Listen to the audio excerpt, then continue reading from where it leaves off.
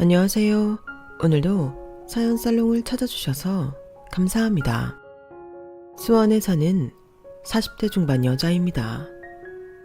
저는 남들에 비해 조금 늦은 나이인 36살에 결혼을 했어요.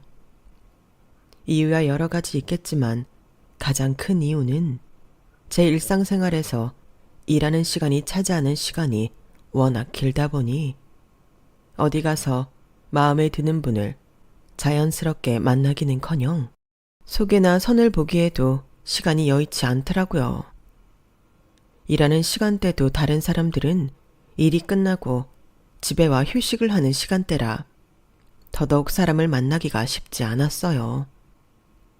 그렇다고 일하는 곳에서 사람을 만나기엔 같이 일하는 분들은 대부분 중년 여성분들이라 정말 말 그대로 일하다 보니 사람 만날 기회를 놓쳐버렸다는 표현을 하는 게 맞는 것 같아요. 저는 친정 아빠께서 하시는 사업에 함께 뛰어들어 일을 하고 있거든요.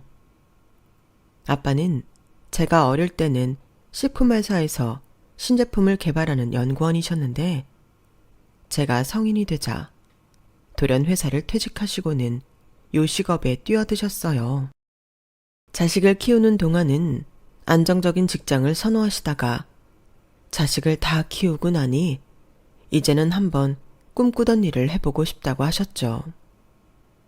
그렇게 아빠께서 가장 먼저 차리신 식당은 고추장 석쇠 불고기를 메인으로 한 한정식집이었어요. 처음에는 잘 되는 둥 마는 둥 했던 식당이 점차 반응이 오기 시작하면서 하나 둘 지점을 늘려가기 시작했고 제가 대학을 졸업했을 쯤엔 저도 뛰어들게 되었죠.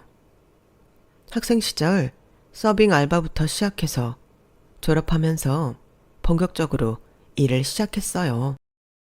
매니저 점장부터 시작해서 차근차근 천천히 일을 배웠죠. 그렇게 10년이 흐르고 나니 아빠는 사업을 확장하기 위해 감자탕집도 여셨어요. 지점이 여러 개인 한정식 브랜드는 이미 유명해질 대로 유명해지고 매출은 안정적으로 잘 나오고 있었기에 한동안은 감자탕집에 열중했던 것 같아요. 이런저런 사이드 메뉴 개발부터 사람들도 새로 뽑아야 했어요. 그렇게 저의 소중한 가게에 첫 점장을 맡게 된 게 지금의 제 남편이었어요. 남편은 프랜차이즈에서 매니저로 일한 경험은 많았지만 점장 경험은 없는 사람이었어요. 이렇게 막 시작하는 가게에 점장을 맡기기엔 불안한 감이 없지 않았지만 아빠께서는 남편을 괜찮게 봤던 모양인지 과감한 결정을 내리셨죠. 감사합니다. 열심히 하겠습니다. 저희는 직급은 달랐지만 나이는 같았어요. 아빠께서는 그동안의 경험을 토대로 이 가게는 저에게 제대로 맡아 키워보라 하셨고 그렇게 저와 남편은 가게 매출을 올리기 위해 여러 가지 아이디어 회의를 했어요. 일도 함께하고 거의 모든 시간을 붙어있다 보니 환경상 좋든 싫든 정이 붙을 수밖에 없긴 했죠.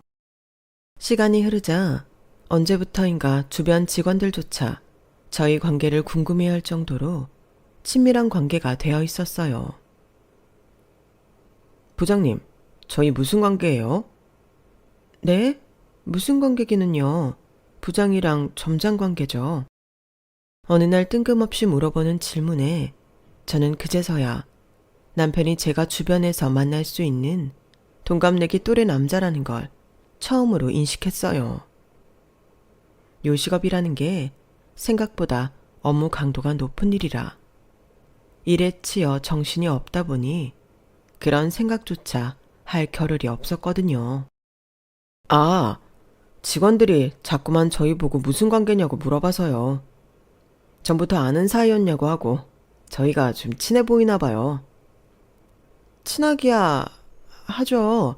맨날 같이 일하고 회의하느라 가족보다 오래 붙어 있으니까. 그러게요. 이쪽 일 하다 보니까 진짜 누구 만나기가 어려워요. 일하는 시간대도 이렇다 보니까 다른 일 하는 사람들은 이해해주기도 어렵고. 이래서 같은 쪽 일하는 사람 만나야 하는데. 그러게요. 근데 그게 쉬워야 말이지. 어렵게 생각하면 어렵지만 쉽게 생각하면 또 쉬운 거죠. 의외로 인연이란 게 그렇게 먼 곳에 있지만은 않더라고요. 부장님도 잘 찾아보시면 의외로 가까운 곳에 있을지도 모르잖아요. 뭐예요, 속보이게? 그런가? 너무 속보였나요? 겉으로는 시답잖은 농담을 주고받으면서도 당신 남편이 은근하게 던지는 말들이 어떤 의미인지는 명확히 알았던 것 같아요. 저도 그땐 나이가 나이니만큼 눈치도 빨랐고 요즘 들어 그가 저에게 부쩍 잘해주고 있다는 듯한 느낌을 받긴 했거든요. 저도 그게 싫지는 않았고 슬슬 너무 일에만 몰두하느라 평생 짝을 만날 기회를 놓쳐버린 게 아닌가 하는 불안감도 들기 시작했던 시기였거든요. 남편은 외모도 누구나 한눈에 호감을 살 수 있을 정도로 준수한 편이었고 일도 성실하게 잘해서 아빠께서도 좋게 보고 있었어요. 옆 사람을 잘 챙겨주는 세심함도 갖고 있고 유머 코드도 잘 통하는 사람이라 문득 이런 사람과 결혼하면 어떨까 하는 생각이 들긴 하더라고요. 오랜 시간을 혼자 고민해 본 결과 나쁠 게 하나도 없다는 생각이 들었어요. 저도 그 사람에게 이성적 호감이 아예 없는 것도 아니었고 본인이 하는 일에 일욕심이 있는 것도 마음에 들고 성격도 잘 맞았을 뿐더러 무엇보다 가장 좋은 건 같은 일을 하고 있다는 점이었어요. 일반 직장인에게는 같은 회사를 다닌다는 게 굉장히 부담스러운 단점이 될 수도 있지만 저에게는 그 점이 오히려 장점이 되었던 것 같아요. 까놓고 말해서 친정 아빠가 대표인 곳이다 보니 만약 잘못되더라도 저는 잃을 게 없다는 다소 극단적인 생각도 잠깐 했던 것 같아요. 제가 그런 고민을 하는 와중에도 남편의 은근한 구애는 계속됐어요. 부장님, 내일 쉬는 날인데 뭐 하세요? 일정 있으세요? 일정은 따로 없는데 왜요? 아, 그럼 오늘 마감하고 저랑 심야 영화 안 보실래요? 요즘 이 영화 재밌다는데 같이 볼 사람이 없어서. 저랑 봐주시면 티켓 값이랑 팝콘은 제가 쏠게요. 뭘 그렇게까지. 제 건 제가 낼게요. 아이, 같이 봐주는 거 고마워서 그래요. 부장님도 아시겠지만 이 시간에 영화 같이 봐줄 사람이 진짜 없잖아요. 그렇게 얼떨결에 남편과 심야 영화를 보게 되면서 저희는 처음으로 단 둘이서 데이트 같은 데이트를 했어요. 영화를 다 보고 나서 아쉬운 마음이 들어 술을 한 잔 기울이며 이야기를 나누다 보니 남편에 대한 호감이 점점 커지는 것 같더라고요. 그 뒤로는 남편이 일 끝나고 개인적으로 만나자고 하는 날이 잦아졌고 저희가 본격적으로 사귀게 되는 건 채 3주도 걸리지 않았어요. 그렇게 비밀스럽게 연애를 시작했지만 반년도 못 가서 모든 직원들이 알게 되었고 저희 아빠 귀에까지 소식이 들어가게 됐어요. 윤주야, 너 김민성 점장이랑 만나고 있다면서? 네? 아, 네. 아빠, 그런데 어떻게 하셨어요? 본점 매니저가 너희 지점 방문했다가 직원들한테 들은 모양이더구나. 아, 벌써 거기까지 소문이 퍼졌어요? 미리 말씀드렸어야 했는데 죄송해요. 아니다. 죄송하긴 뭘. 네가 네 인생까지도 신경을 좀 썼어야 했는데 내 일욕심에 너까지 끌어들이고 바쁘다고 하나뿐인 딸 결혼도 이제껏 못 시키고 이러고 있었네. 오히려 소식을 들으니 반갑더구나. 화는 안 내세요? 저는 솔직히 아빠께서 저희가 매장에서 연애질만 한다고 오해하실까봐 조금 두려웠는데 아빠께서는 그런 기색은 조금도 없이 온화하게 웃으셔서 안심이 됐어요. 화는 무슨, 민성이 정도면 괜찮지. 착실하고 예의도 바르고. 나는 늘 네가 너보다 더 사회적으로 지위도 높고 능력 좋은 사람을 만나길 바랬는데 살아보니 그런 것도 다 소용없고 그저 네가 좋아할 만한 사람, 널 아껴주는 심성 착한 사람이 최고인 것 같다구나. 민성이는 결혼 생각이 있다고 하던데 넌 어떠냐? 네? 아빠, 민성 씨랑 벌써 이야기 나누셨어요? 당연하지. 내 딸이랑 내가 뽑은 우리 직원이 사귄다는데 한번 만나서 얘기를 들어봐야지. 민성이는 너한테 꽤나 진심인 것 같아서 마음에 들었다.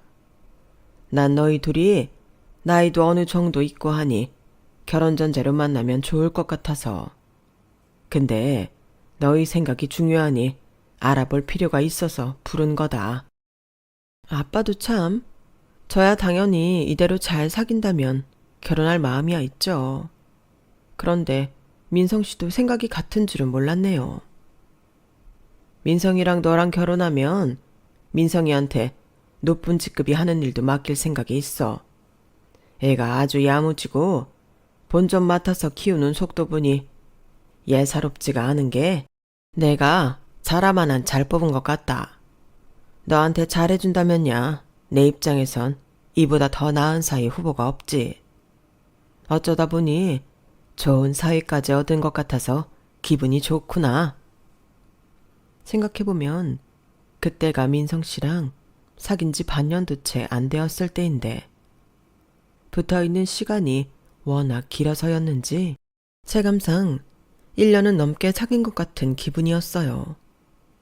그래서 아빠께서 결혼 이야기를 한 게 마냥 성급하게 느껴지지도 않았고 민성 씨도 저랑 결혼 생각이 있다고 했다는 이야기를 들으니 내심 기쁘더라고요. 그렇게 저희는 연애부터 결혼까지 정말 물 흐르듯 자연스럽게 흘러갔던 것 같아요. 그로부터 정확히 1년 뒤 저희는 직원들에게 청첩장을 돌리게 되었어요. 결혼을 준비하자마자 바로 할 수는 없으니 35이라는 나이가 촉박하게 느껴졌어요. 마치 예쁜 시기에 결혼할 수 있는 나이가 얼마 남지 않은 것 같은 기분이었죠. 민성 씨는 결혼을 준비하는 과정에서 어찌나 들떠하는지 이미 유부남이 되기라도 한 것처럼 부부 행세까지 시작을 했죠. 여보, 이번 달엔 우리 하이볼을 만들어서 같이 팔아보는 건 어때? 요즘 이색 하이볼이 유행하잖아. 얼그레이 하이볼 같은 거. 여보는 무슨, 우리 아직 결혼도 안 했는데 그렇게 부르지 마. 낯간지러워. 와, 점장님 진짜 꿀 떨어지신다. 부장님 부러워요. 남편한테 완전 사랑받는 아내 되시겠다. 매니저님, 그런 소리 말아요. 식장 들어가 보기 전까진 모르는 거야. 부장님, 너무하신 거 아니에요? 점장님 상처받으시겠다. 직원들 앞에서는 낯간지러운 척 했지만 사실 좋긴 했어요. 연애를 안 한 지 워낙 오래돼서 이런 게 연애구나 싶고 인생에 드디어 온전한 나만의 편이 생겼구나 하는 생각이 드니 너무 좋더라고요. 연애 기간은 비록 짧았지만 매일 붙어 있다 보니 짧다는 생각도 별로 안 들어서 그다지 성급하다는 생각도 들지 않았던 것 같아요. 결혼 준비를 하는 과정에서 양가 부모님의 환대를 받는 것도 참 좋았어요. 대부분 결혼을 한다고 했을 때 양가 부모님 중 한쪽이 못마땅해 하거나 반대하기 시작하면 꽤나 골치가 아파지던데 그동안 일을 하며 민성 씨를 좋게 봐온 저희 아빠부터 시작해서 예비 시댁에서도 저를 굉장히 반기는 분위기였어요. 인사를 간 첫날부터 조금 부담스러울 정도로 잘해주셨죠. 아우, 우리 귀하디 귀한 대표님 따님께서 우리 집에 시집을 와주신다는데 우리는 더할 나위 없이 감사하지. 아우, 대표님 따님이라뇨. 어머님, 결혼하면 저는 어머님 며느리예요. 그렇게 말씀하시면 저 부담스러워요. 대표님 따님 보고 대표님 따님이라고 하지? 그럼 뭐라 하나? 그래, 맞지. 우리 집에 시집 와서 우리 며느리 된다고 대표님 따님인 게 바뀌기를 하나? 우리 민성이가 뭐 잘못하는 거 있으면 언제든 말해. 우리가 아주 혼쭐을 내줄 테니까. 말씀만으로도 너무 든든하네요. 감사합니다. 아버님, 어머님. 아, 뭐야. 엄마, 아빠. 아무리 며느리가 예뻐도 그렇지 친아들을 그렇게 차별하는 법이 어딨어요. 시끄러. 보잘것없는 우리 집에 너 하나 보고 결혼해주는데 감사합니다 하고 엎드려 절을 해도 모자라지. 공주님 모시듯이 잘 모시고 살아. 네 인생에 이만한 복덩이가 어딨니? 아, 알겠어요. 나도 안다고. 그래서 내가 와이프 말이라면 껌뻑 죽잖아. 그치 여보? 어쭈? 식장도 안 들어간 놈이 여보는? 누가 자기 예비 신부 아니랄까봐 벌써부터 추접이네. 앞으로 저 꼴 보고 어찌 사나? 부부 사이 좋으면 좋은 거지 뭘 그래요. 엄마는. 질투하지 마세요.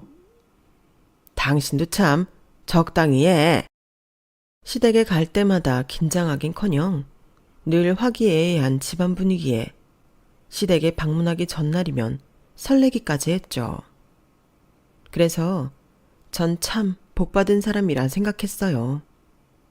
이 사람이 우리 가게의 점장으로 면접을 보러 오지 않았다면 이 나이까지 결혼을 못하고 매장에서 열심히 일만 했을 거란 생각을 하자 눈앞이 아찔해지기까지 했죠. 그래서인지 남편에게 감사하기까지 했어요. 혹시나 결혼을 한 후에 돌변하지 않을까 걱정이 들 정도로 행복한 날들이었어요. 하지만 다행히도 결혼한 후에도 남편도 시댁도 제가 알던 모습 그대로라 금방 안심하게 됐죠. 결혼하고 그나마 달라진 점이라면 남편이 가게에 더 애착을 갖고 일하기 시작했다는 점이었어요. 원래도 일은 열심히 성실히 하던 사람이라 특별히 이상할 건 없었지만 이제 가족 사업이라고 생각을 한 건지 예전보다 더 눈에 불꽃이 튀는 것 같더라고요. 그래서인지 예전에는 너그럽게 넘어가던 일도 조금은 예민하게 하나하나 다 짚고 넘어가는 성향이 생겨 아래 직원들이 조금 피곤해하고 힘들어하는 모습을 보이기 시작했어요. 제 입장에선 그렇게까지 하지 않아도 잘 관리가 되던 직원들이라 과한 처사라고 생각을 했는데 여기서 남편과 의견이 갈렸죠. 하루는 저희 가게에서 오래 일한 대학생 막내 알바생이 대낮부터 가게에서 술을 퍼마시던 진상 할아버지에게 손목이 덥석 잡혀서 술을 강요당한 일이 있었어요. 막내가 처음에는 좋게 거절하다가 나중에 살짝 불쾌한 티를 낸 모양인지 진상 손님이 매니저한테 알바생을 끌고 와 욕을 한 바가지 한 모양이었어요.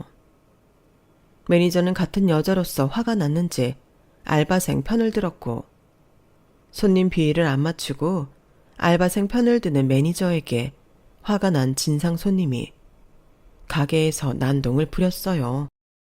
맛도 없는 음식 팔아줬더니 손님 비위 하나 못 맞추는, 직원 관리도 제대로 못 맞추는, 여기 망해야 된다고 소문낼 거라고 온갖 악담을 퍼부었어요. 결국 아직 출근 전인 남편이 소환당했고 남편은 진상 손님에게 음식과 술값을 안 받기로 하고 손님이 보는 앞에서 매니저를 크게 혼냈죠. 저는 주방에서 몰래 눈물을 훔치는 매니저를 발견한 뒤에야 그런 일이 있었다는 걸 알게 되었고 남편이 너무 과했다는 생각이 들었어요. 여보, 오늘 송이 매니저한테 그렇게 한 건 좀 심했어. 오늘 일은 누가 봐도 그 손님들이 진상이었잖아. 송이 매니저로서는 그렇게 대처할 수밖에 없지. 직원들도 어느 정도 지켜줘 가며 일을 해야 하는데. 그래도 요식업은 손님이 왕이잖아. 그 사람이 진상 손님인 건 우리 입장이고 다른 사람들은 모를 텐데. 후기에 우리 가게 욕 잔뜩 써놓으면 뒷감당해야 하는 건 결국 우리야.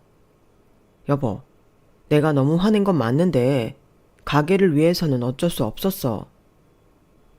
그래, 요즘 사람들 후기에 민감하니까 당신이 무슨 말 하는진 알아. 그래도 송이도 우리 가게에서 오래 일한 오픈 멤버인데 왜 그렇게 했는지 이해가 되는 선에서는 너무 다그치지 않았으면 좋겠어. 그 손님이 솔직히 너무했던 건 사실이잖아. 여보, 당신 뜻은 알겠는데 당신은 너무 사람이 물러서 문제야. 송이가 일 잘하는 거 나도 알지. 근데 걔 성격 좀 죽여야 할 필요가 있어. 손님이 뭐라 하면 듣고만 있어야지. 그걸 따박따박 대답하면 어떡해? 그거야. 우리 막내가 억울한 일 당했으니까 그랬던 거겠지. 그냥 진상짓이었으면 송이 매니저도 가만히 있었을 거야. 그리고 당신도 막내 엄청 예뻐하잖아. 우리 동생 같은 애가 그런 일을 당했는데 솔직히 화나지 않아? 당신이 아무리 뭐라고 해도 난 가게를 위해 내린 결정이야. 이 정도로 끝난 걸 다행으로 여겨. 그 손님이 이상한 소문 냈으면 우리 가게는 끝이야. 조금 우리끼리 의가 상하더라도 손해는 막았으니 된 거야. 사람도 중요하지만 난 가게가 더 중요해. 남편이 이 가게가 내 가게다 라는 생각으로 일하기 시작한 후부터는 사소한 운영 방식에서부터 조금씩 엇갈리기 시작했어요. 그날이 바로 그걸 처음 느끼게 된 날이었어요. 저는 가게의 이익도 중요하지만 오랫동안 요식업 일을 하면서 사람의 소중함에 대해서 참 많이 깨우쳤거든요. 처음엔 저도 젊은 마음에 식당 일 하는 사람이야 언제든 대체 가능하고 공고만 올리면 쉽게 구할 수 있으니 딱히 소중함을 못 느꼈어요. 하지만 결국엔 일하는 사람을 잘 챙겨주고 대우해줘야 가게가 잘 되더라고요. 그런 깨달음을 얻은 게 한두 번이 아니라서 항상 직원들 간의 친밀하고 유쾌한 분위기를 형성하려고 노력해왔는데 남편의 처사는 그 모든 노력을 물거품으로 만드는 행위였어요. 그 일 때문에 남편과 결혼 후 처음으로 크게 싸웠는데 아니나 다를까 다음날 막내가 출근하자마자 저를 찾아왔더라고요. 부장님, 저 이번 주까지만 일하고 관두려고 해요. 오래 일할 수 있다고 했었잖아. 혹시 어제 있었던 일 때문에 그래? 네, 제가 가게에 너무 누를 끼친 것 같아요. 매니저님 얼굴 뵐 면목도 없고요. 그건 내가 대신 사과할게.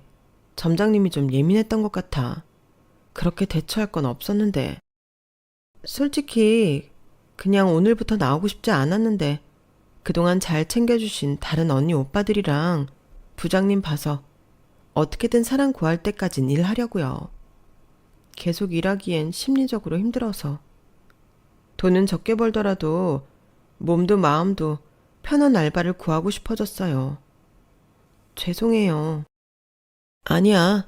솔직하게 말해줘서 고마워. 그동안 일 참 잘해줬는데 아쉽지만 남은 기간 동안 재밌게 일했으면 좋겠다. 어떻게든 막내를 붙잡고 싶었지만 입장 바꿔 생각했을 때 저라도 저를 그런 식으로 보호해주지 않는 상사 밑에서 일한다는 느낌이 들면 바로 직장을 관두고 싶을 것 같다는 생각이 들어 적극적으로 말릴 수가 없었어요. 하지만 정말 이렇게 바로 관둘 줄은 몰랐어서 조금 충격이긴 했어요. 가게에 애정이 많은 친구여서 늘 오래 일하고 싶다고 노래를 부르던 아이였거든요. 그래서인지 남편이 괜히 더 원망스럽더라고요. 그 사건으로 인해 남편과 싸우고 사이가 약간 서먹해진 뒤로 남편은 안 그러려고 노력하는 것 같았어요. 아니, 적어도 제 앞에서는요. 막내가 관두고 가게 분위기가 예전과는 많이 달라졌어요. 가만히 있어도 찬바람이 쌩쌩 부는 듯한 느낌이었죠. 우선 매니저가 우리를 대하는 게 달라지니 직원들도 그 분위기를 따라가는 것 같았어요. 저는 남편이 좀 예전처럼 사람들을 대하길 바랬고 남편도 그런 척 노력하는 것 같았지만 척뿐이었던 것 같았어요. 하루는 너무 피곤해서 주방 구석진 곳에 있는 의자에 앉아 졸고 있었는데 직원들이 조용히 떠드는 소리가 들려왔어요. 그때 남편이 변한 게 없다는 걸 깨달았죠. 야, 요즘 점장님 너무 예민하지 않냐? 내 말이, 진짜 가게 분위기 괜찮았는데 왜 이렇게 싸해졌냐? 요즘 뭐만 했다 하면 점장님이 태클 걸어서 일하기가 싫다니까. 그니까 약간 부장님이랑 결혼하고 사람이 이상해진 것 같지 않아? 가게가 이제 집권줄 아나 봐. 와, 그거네. 시기가 딱 그러네. 어쩐지 요즘 너무 자기 가게 마냥 일하길래 왜 저러나 했다. 근데 너무 과해. 옛날에 일하기가 좋았는데 요즘은 가게에 정이 떨어진다니까. 그러니까 부장님이 대표님 딸이잖아. 잘하면 가게 주기로 했나? 왜 이렇게 오바야? 아우, 오늘도 별것도 아닌 걸로 생트집 잡을 거 생각하면 벌써부터 머리 아프다. 안 걸리게 잘하자. 그래, 화이팅. 남편에 대한 험담을 늘어놓던 직원들은 다행히 저를 발견하지 못한 채 주방을 나갔어요.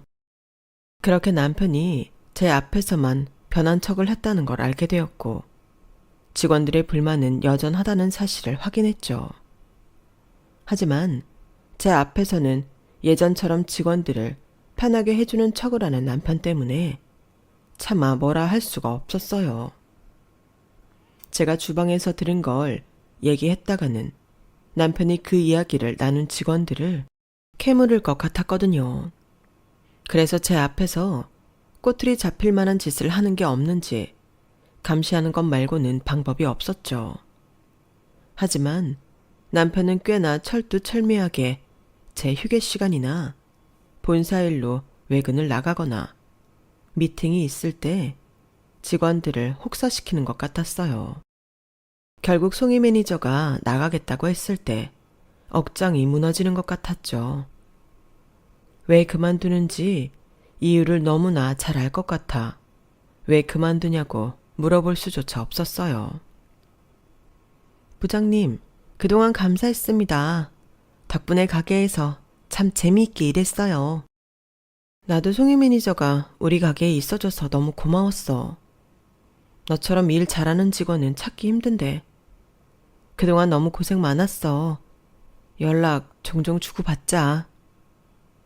네, 연락 드릴게요. 항상 건강하시고 번창하세요.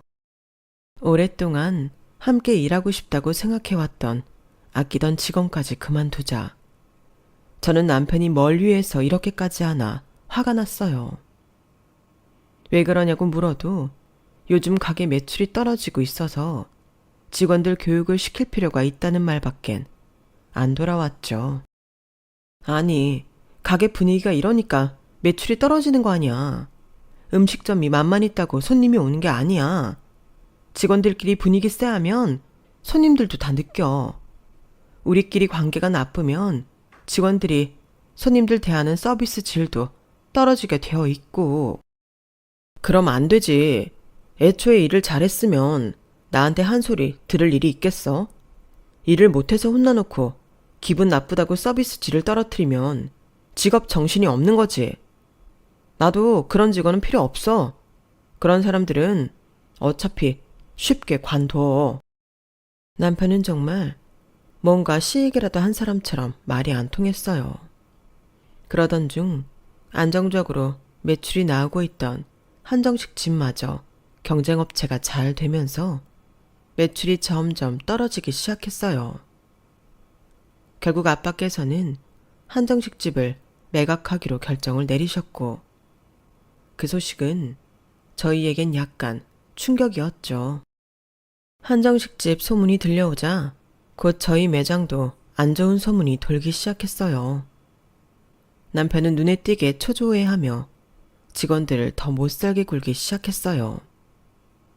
브레이크 타임도 없애고 그 시간대 음식 가격을 낮춰서 파는 등 무리한 이벤트까지 감행을 했죠.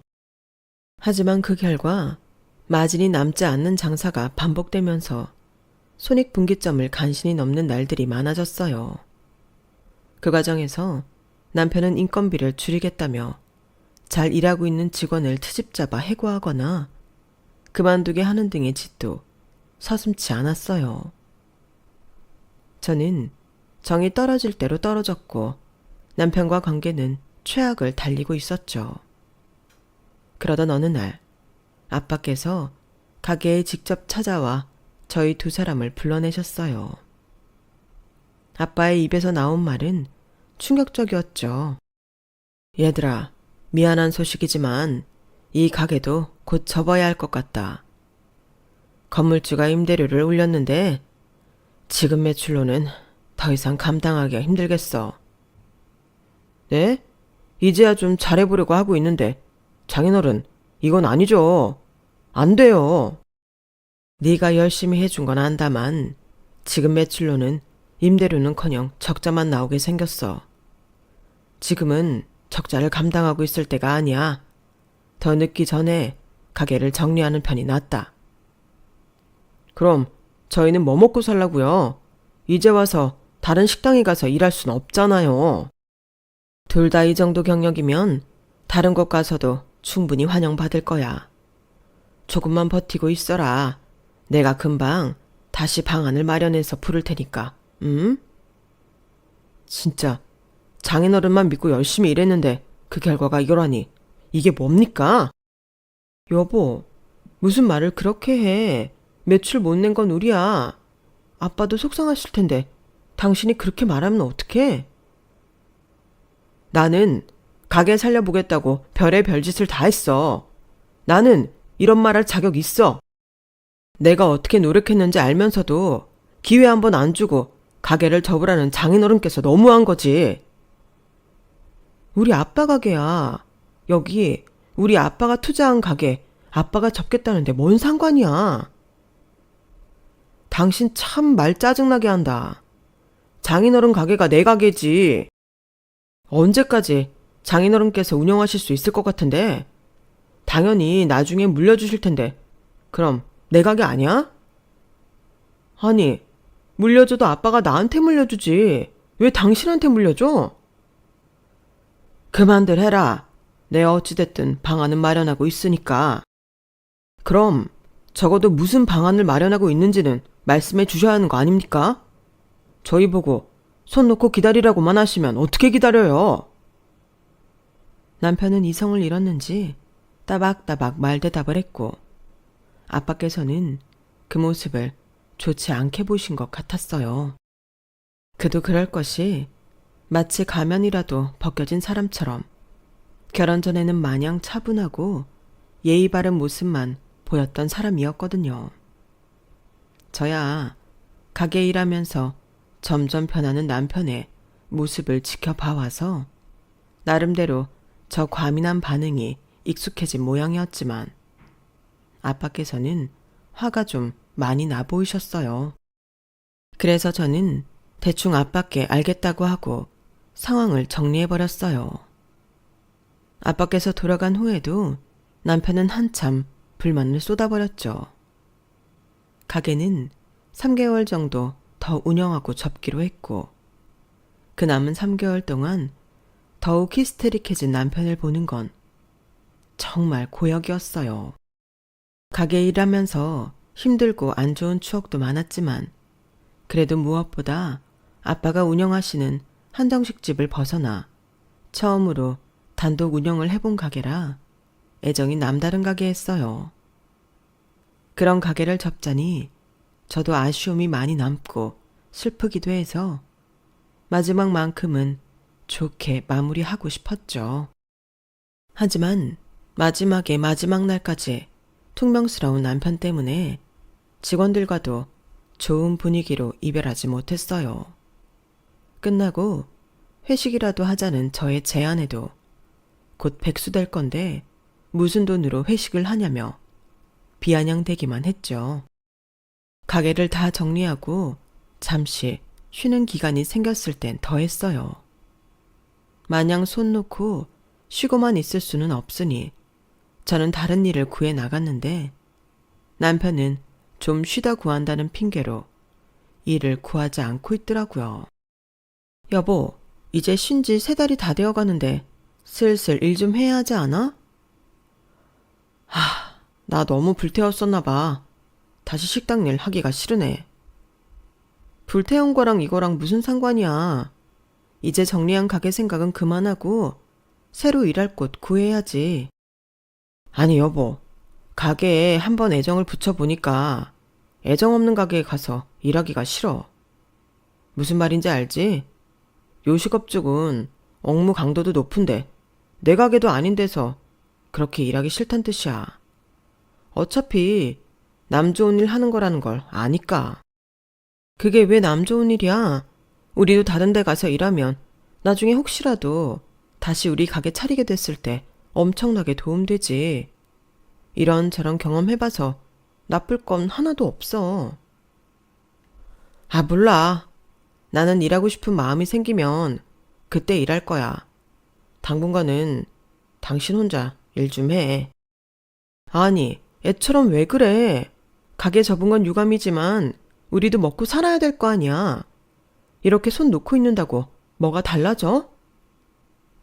왜 강요야? 여보, 그리고 솔직히 내 입장을 생각해봐. 힘 빠질만 하지. 그래도 장인어른이 대표로 있는 회사에 점장으로 일하니까 직원들도 대우가 다르고 내 입맛대로 가게 운영도 할 수 있었는데 갑자기 연고도 없는 식당 가서 일한다고 누가 내 능력을 알아나 주겠냐고. 아, 몰라. 장인어른이 내 인생 망쳤어. 이제 어떡할 거야? 뭐? 우리 아빠가 당신 인생을 망쳤다고? 제정신이야? 그럼 망쳤지. 안 망친 거야? 처가만 믿고 인생 베팅했는데 이게 뭐야? 당신, 내가 당신이랑 결혼하기 전엔 당신보다 어린 애들한테 얼마나 인기가 많았는지 알아? 당신이 대표 딸이라는 것만 몰랐어도 내가 굳이 당신이랑 연애할 일은 없었어. 더 예쁘고 어린 애들도 많은데 뭐하러?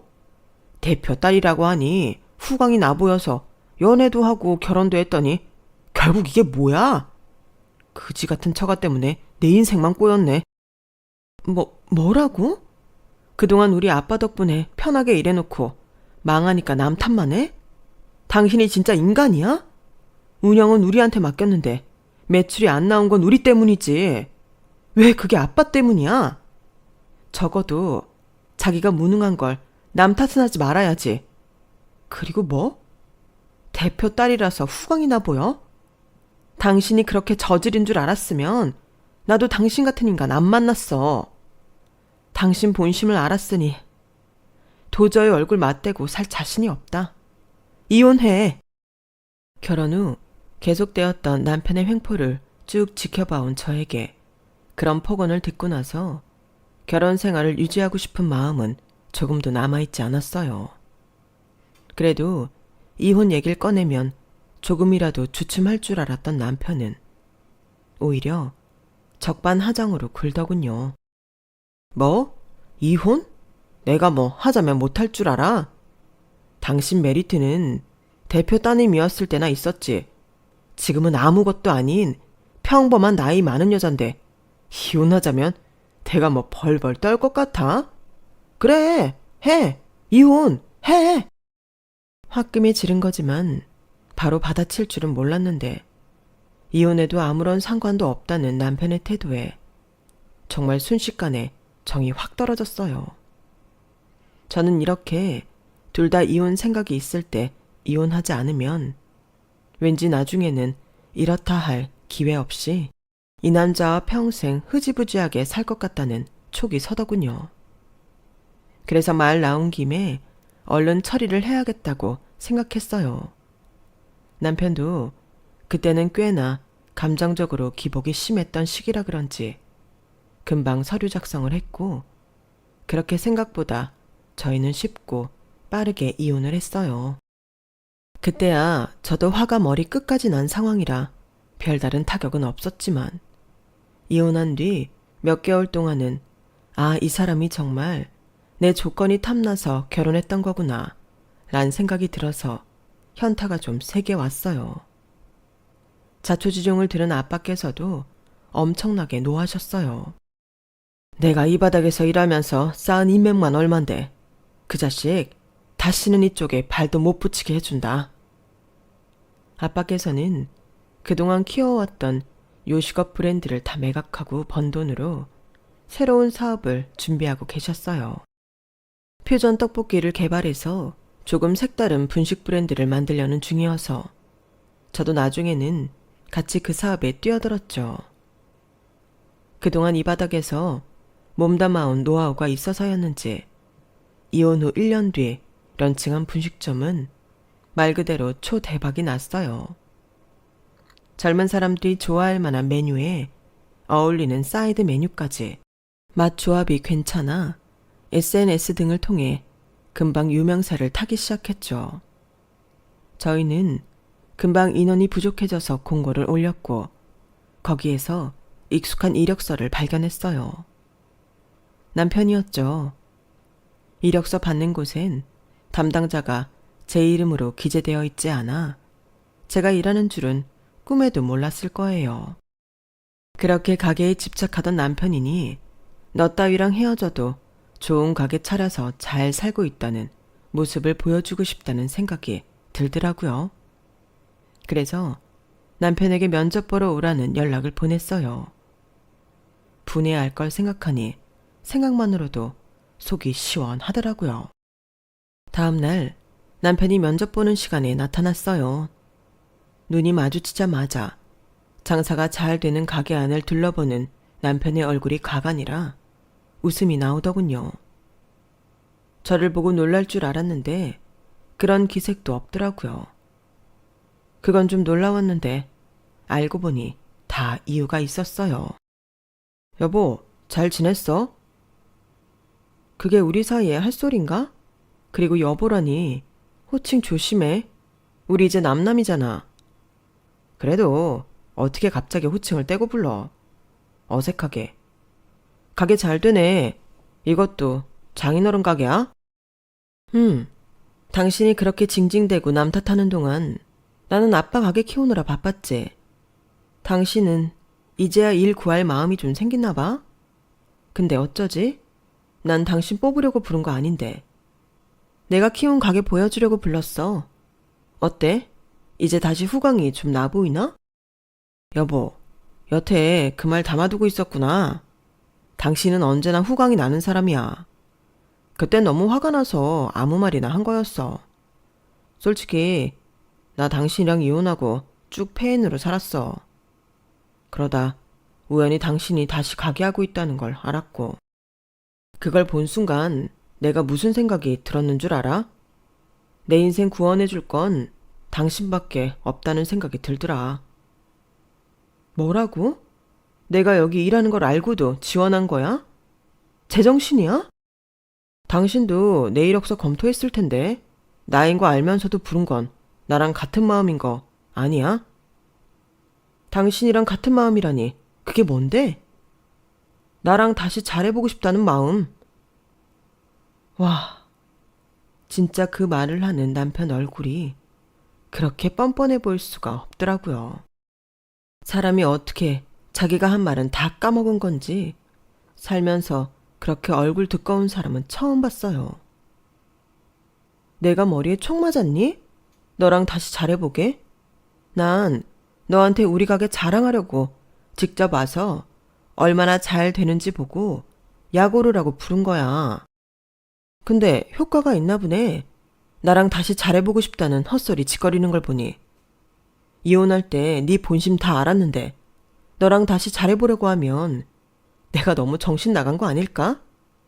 아쉽지만 아직 그 정도로 정신 나가진 않았거든. 그러니 당신은 나 놓친 거 평생 후회하면서 살아. 난 이제라도 당신 같은 인간이랑 헤어지고 편안해져서 너무 좋으니까. 여보, 그러지 말고 다시 한번 생각해봐. 당신도 알잖아. 나 일은 정말 열심히 하고 잘하는 거. 그래, 당신이 싫다면 재결합은 꿈도 꾸지 않을게. 대신 같이 일은 하게 해줘. 나 일 시작하더라도 당신 곁에서 시작하고 싶어. 어? 네 속셈 뻔히 아는데 내가 왜 너를 고용해야 하는데? 너랑은 이미 신뢰가 박살나서 일도 같이 하고 싶지 않아. 좋은 말로 할 때 나가. 가게 구경 끝났으면. 여보, 우리 한때 그래도 평생을 약속했던 사이인데 이렇게 매몰차게 굴지 말자. 응? 전 남편 놈이 하도 매달려서 슬슬 곤란해지려는 참이었어요.